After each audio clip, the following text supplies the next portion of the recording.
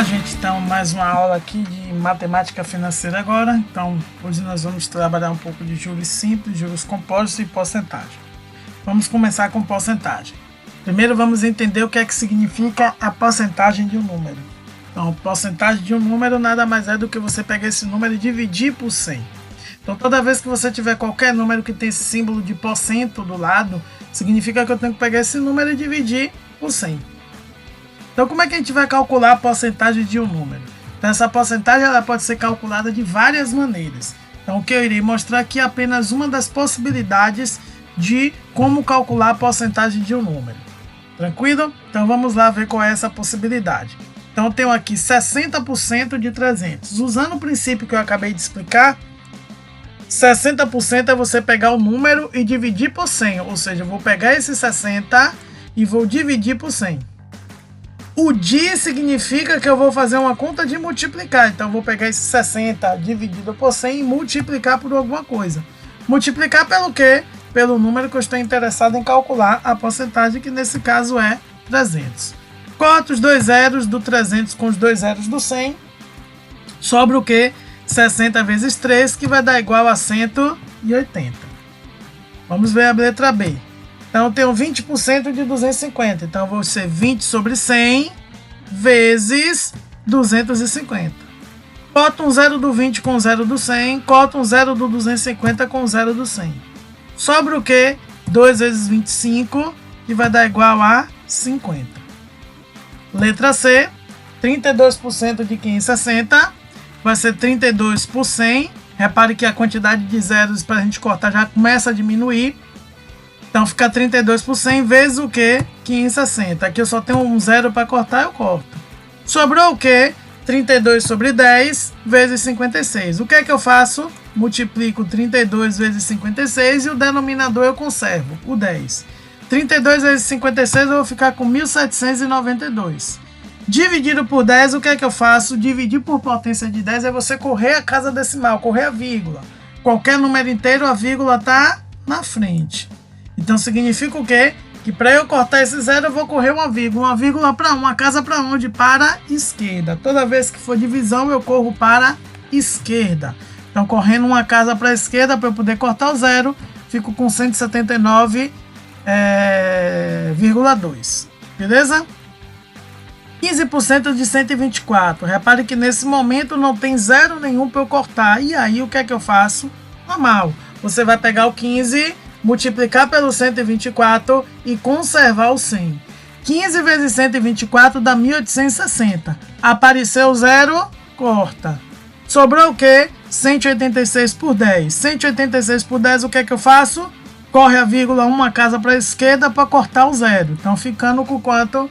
Com 18,6. Então, como eu falei, isso é uma das possibilidades para a gente calcular a porcentagem de um número. Beleza? Mas para a gente construir a porcentagem, essa construção parte da onde? Então, a construção de uma porcentagem parte de uma razão. Então, quando a gente pega aquela razão, lembrando, a razão é aquela fração, efetua a divisão transformando a razão, que era representada por uma fração, transforma em um número decimal. Então, depois que eu faço essa transformação para o número decimal, como é que eu faço aparecer a porcentagem? Multiplicando por 100. Vamos lá ver aqui nesse exemplo. No primeiro dia de aula, numa determinada classe, o professor de matemática constatou que naquela turma a razão do número de moças e o número de rapazes é de 13 por 12. Então, razão é uma divisão.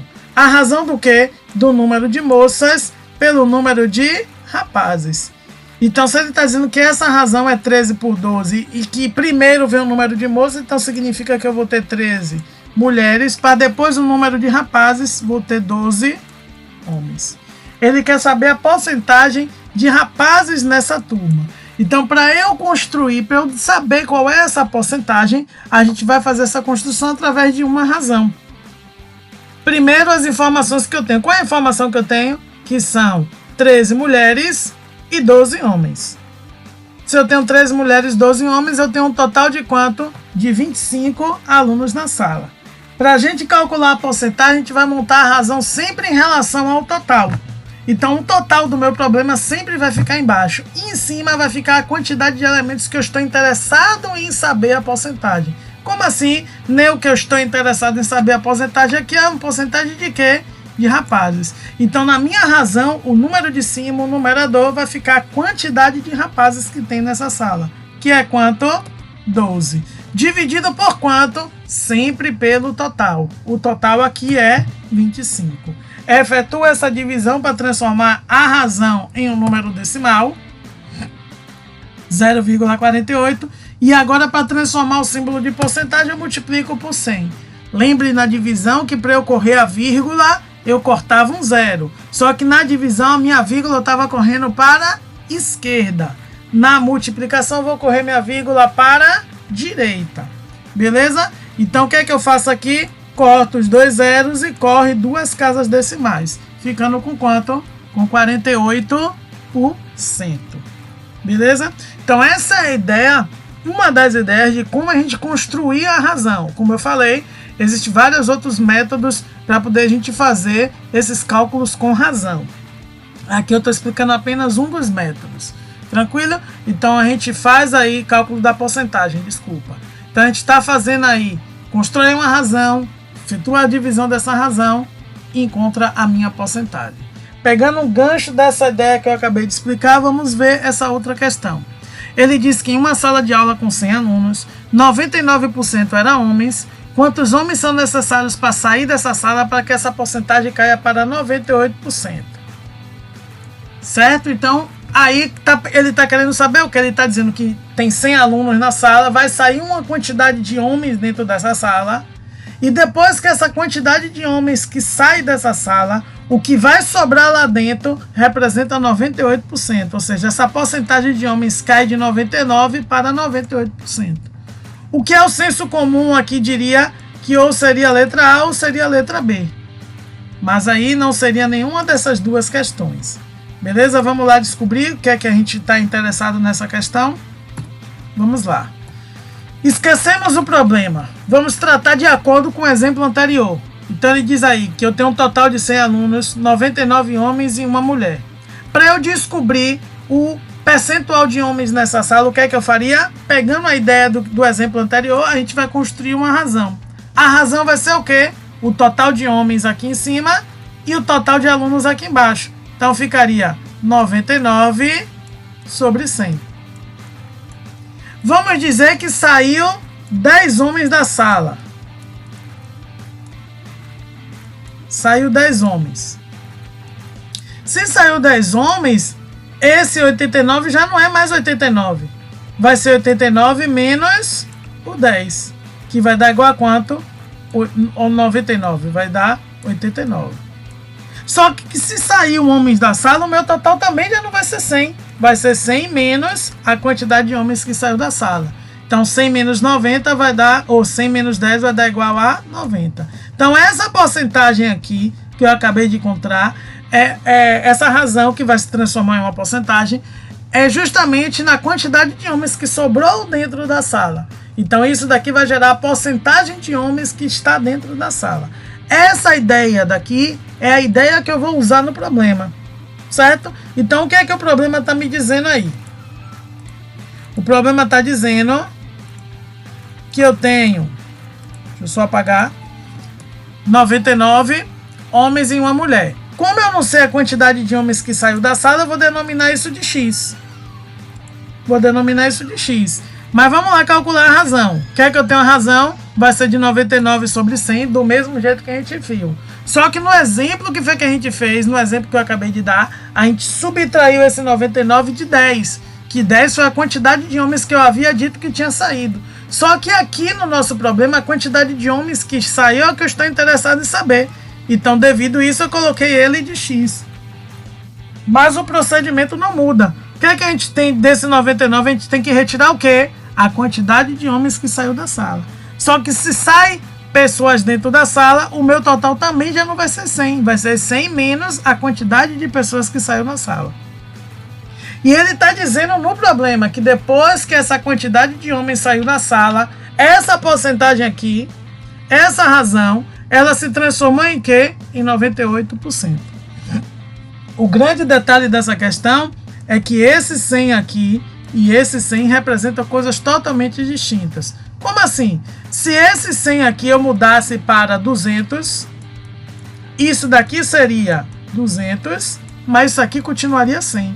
Porque esse 100 é a ver com o total de alunos e esse 100 aqui tem a ver com o símbolo da porcentagem, que foi dito no problema, que é 98%.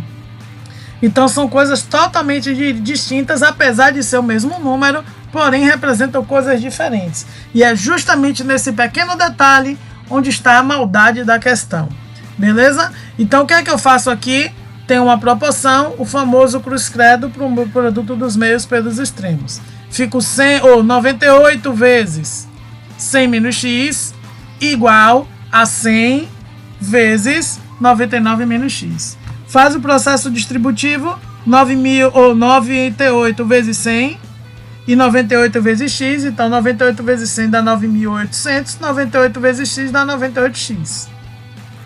Faz a distributiva também, 100 vezes 99 vai dar 9.900, 100 menos x vai dar menos 100x.